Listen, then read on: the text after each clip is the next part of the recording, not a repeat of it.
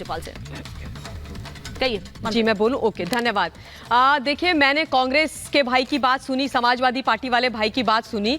मेरे को ये समझ में नहीं आ रहा है कि ये लोग इतने चिंतित हैं भारतीय जनता पार्टी में मुख्यमंत्री कौन बनेगा उस चीज को लेकर के। अब पहले मैं समाजवादी पार्टी वाले भाई साहब को जवाब दे देना चाहती हूँ कि भाई मध्य प्रदेश में समाजवादी पार्टी ने लड़ा था ना चुनाव, अखिलेश यादव ने आई थिंक 69 कितने अपने कैंडिडेट्स उतारे थे। आपकी साइकिल वहां क्यों नहीं चली? वो मिर्ची बाबा कहां चले गए?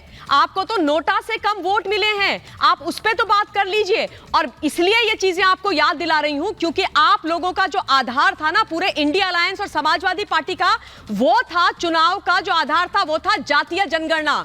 जातीय जनगणना कराएंगे अगर हम सत्ता में आ गए, जातियों के आधार पर विभाजित करेंगे। तो अगर ये देश जाति के विभाजन को मानता है तो फिर आपको मध्य प्रदेश में नोटा से कम वोट क्यों मिली?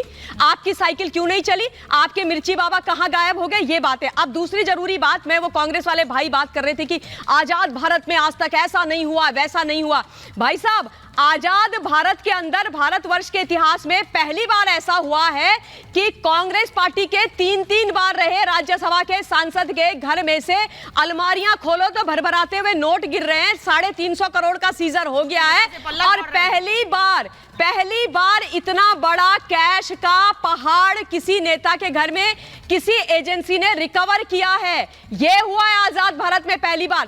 3 बार राज्यसभा में सांसद भेज दिया उनको, जिनके पास ऐसे चुटकी बजाते 300 350 करोड़ रुपए का नोट निकल रहा है। बेचारी मशीनें अनामिका जी, उनकी कमर टूट गई, वो गर्म हो गई हैं। वो कह रही हैं आईटी के अधिकारियों से, रुको जरा, ठहरो बाबा, पानी तो पीने दो। ये तो नेक्स्ट लेवल के भ्रष्टाचारी हैं। और हालत देखिए कांग्रेस पार्टी की कि अब तो ये बोल दिया ये कौन व्यक्ति है, कौन चाहते भैया, कौन व्यक्ति है, कौन है धीरज साहू? हमको नहीं पता, अरे हम नहीं जानते, अरे कौन है ये, कैसे इसके यहां से इतना पैसा निकल रहा है, हमको कुछ नहीं पता है।